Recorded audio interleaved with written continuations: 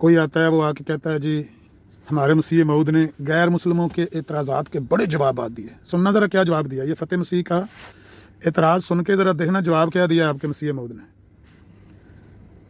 یہ روحانی خزائن کی نامی جلد ہے, صفحہ 402 ہے, جو نور القرآن نمبر 2 رسالہ ہے نا, اس کی میں عبارت پڑھنے لگا ہوں. بقیہ اعتراضات پادری فتح مسیح صاحب جس کو انہوں نے دوسرے خط میں ظاہر کیا.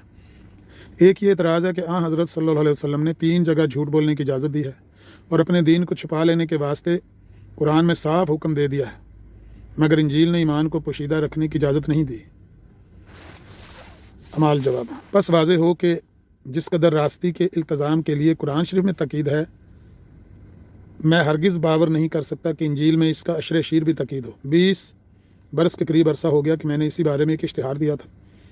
قرآنی آیات لکھ کر اور عیسائیوں وغیرہ کو ایک رقم کثیر بطور انعام دینا کر کے اس بات کا وعدہ کیا تھا کہ جیسے ان آیات میں راست گوئی کی تاکید ہے, اگر کوئی عیسائی اس زور و شور کی تاکید انجیل میں سے نکال کر دکھلا دے تو اس قدر انعام اس کو دیا جائے گا.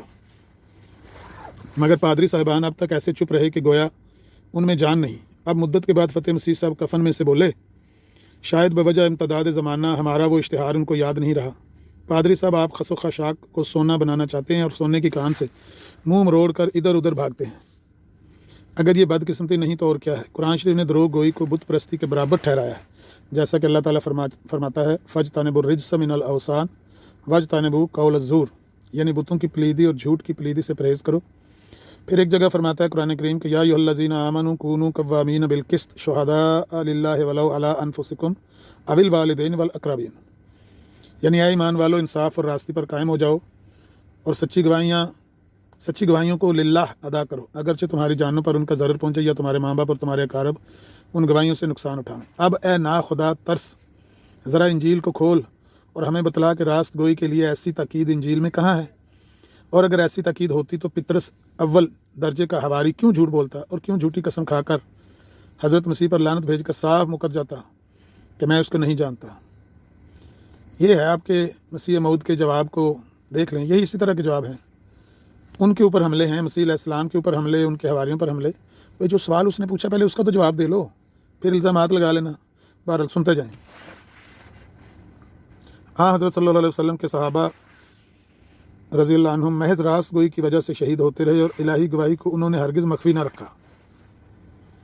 گو ان کے خون سے زمین سرخ ہو گئی, مگر انجیل سے ثابت ہے کہ خود آپ کے یسوع صاحب اس شہادت کو مخفی رکھتے رہے ہیں جس کا ظاہر کرنا ان پر واجب تھا, اور وہ ایمان بھی دکھلا نہ سکے جو مکہ میں مصائب کے وقت حضرت صلی اللہ علیہ وسلم کے صحابہ نے دکھلایا تھا.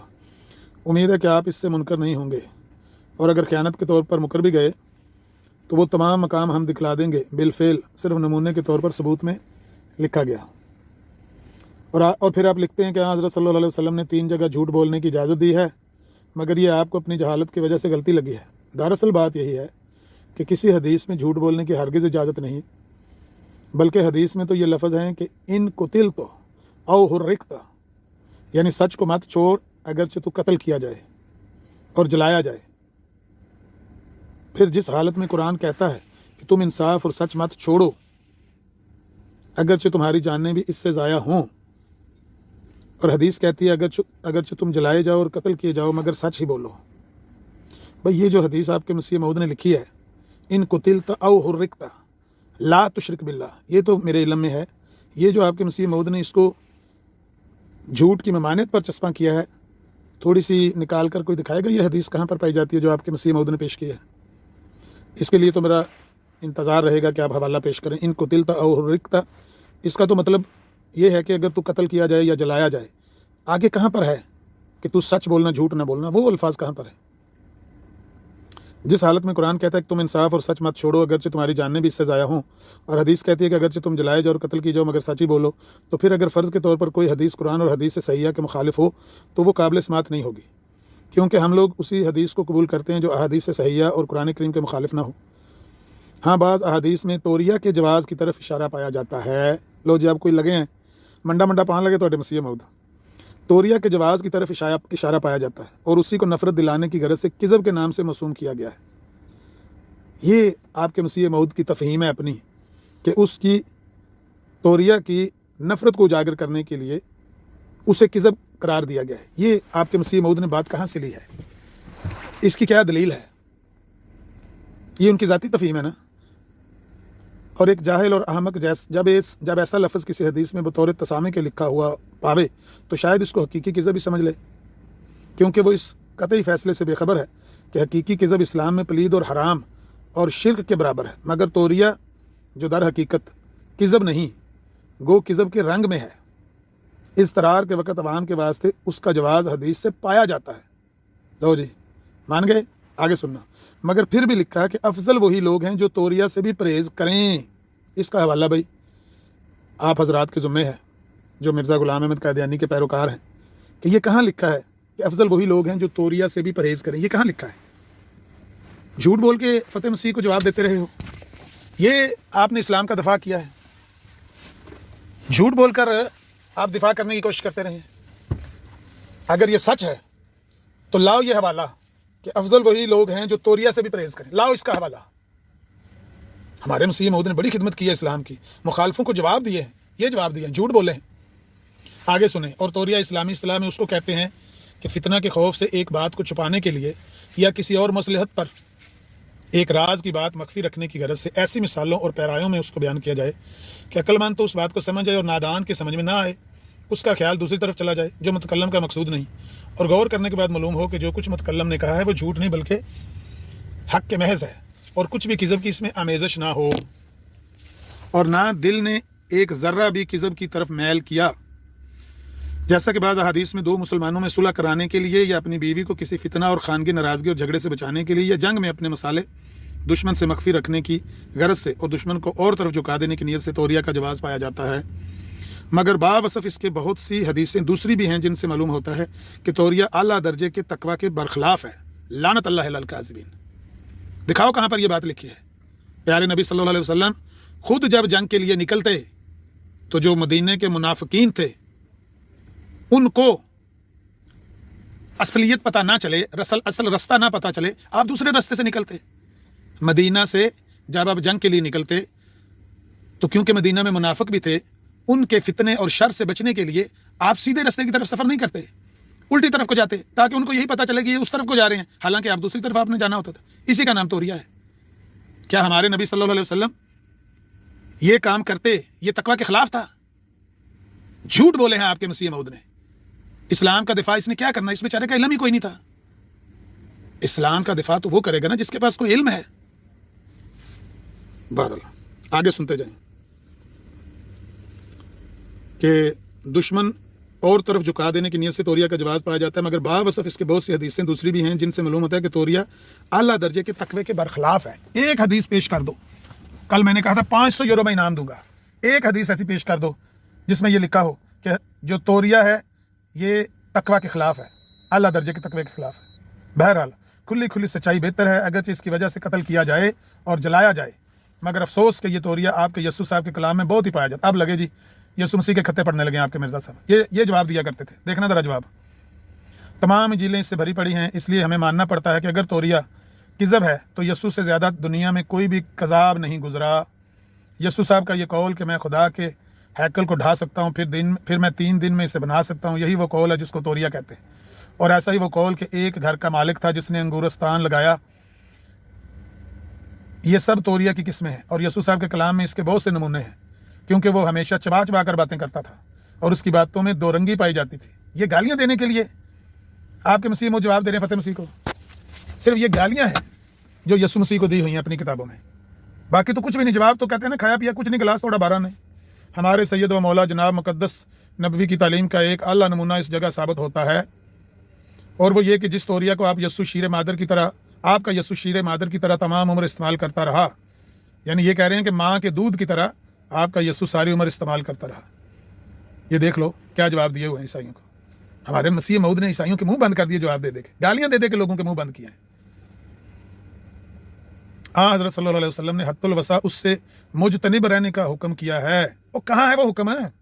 وہ کہاں ہے حکم توریہ کے بارے میں؟ پیش کرو تاکہ مفہوم کلام کا اپنے ظاہری صورت میں بھی کذب سے مشابہ نہ ہو. مگر کیا کہیں اور کیا لکھیں کہ آپ کے یسوع صاحب اس قدر التزام سچائی کا نہ کر سکے. جو شخص خدائی کا دعویٰ کرے وہ تو شیر ببر کی طرح دنیا میں آنا چاہیے آنا چاہیے تھا، نہ کہ ساری عمر توریہ اختیار کر کے اور تمام باتیں کذب کے ہم رنگ کہہ کر یہ ثابت کر دے ہوئے کہ وہ ان افراد کاملہ میں سے نہیں ہے جو مرنے سے لاپرواہ ہو کر دشمنوں کے مقابل پر اپنے تئیں ظاہر کرتے ہیں، خدا تعالیٰ پر پورا بھروسہ رکھتے ہیں اور کسی مقام میں بزدلی نہیں دکھاتے۔ مجھے تو ان باتوں کو یاد کر کے رونا آتا ہے کہ اگر کوئی ایسے ضعیف القلب یسوع کی اس ضعف حالت اور توریہ پر جو ایک قسم کا کذب ہے اعتراض کرے تو ہم کیا جواب دیں؟ توریہ کو کذب آپ کا مسیح موعود خود مان رہا ہے، ایک قسم کا وہ کذب ہی ہے۔ لا حول ولا قوت الا باللہ۔ اس نے اسلام کا دفاع کیا ہے، اس طرح دفاع کیا، دیکھ لو۔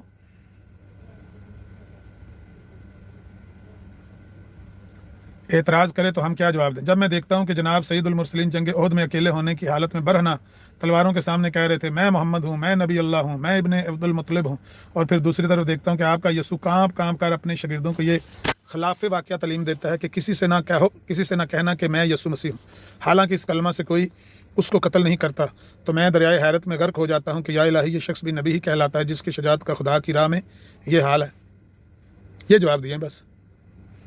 الغرض فتح مسیح نے اپنی جہالت کا خوب پردہ کھولا، بلکہ اپنے یسوع صاحب پر بھی وار کیا کہ بعض ان احادیث کو پیش کر دیا جن میں توریہ کے جواز کا ذکر ہے۔ اگر کسی حدیث میں توریہ کو بطور تسامح کذب کے لفظ سے بیان بھی کیا گیا ہو تو یہ سخت جہالت ہے کہ کوئی شخص اس کو حقیقی کذب پر معمول کرے، جبکہ قرآن اور حدیث سے صحیحہ بالاتفاق کذب حقیقی کو سخت حرام اور پلید ٹھہراتے ہیں، اور اعلیٰ درجے کی حدیثیں توریہ کے مسئلہ کو کھول کر بیان کر رہی ہیں۔ تو پھر اگر فرض بھی کر لیں کہ کسی حدیث میں بجائے توریہ کے کذب کا لفظ آ گیا ہو تو نعوذ باللہ اس سے مراد حقیقی کذب کیسے ہو سکتا ہے؟ بلکہ اس کے قائل کے نہایت باریک تقویٰ کا یہ نشان ہوگا کہ جس نے توریہ کو کذب کی صورت میں سمجھ کر بطور تسامح کذب کا لفظ استعمال کیا ہو۔ ہمیں قرآن اور احادیث صحیحہ کی پیروی کرنا ضروری ہے۔ وہ احادیث صحیحہ ہے نا، صحیح حدیث ہے بخاری میں، جس میں ابراہیم علیہ السلام کا وہ واقعہ لکھا ہوا ہے کہ 3 دفعہ انہوں نے ایسے جواب دیے جن کو ائمہ محدثین توریہ قرار دیتے ہیں۔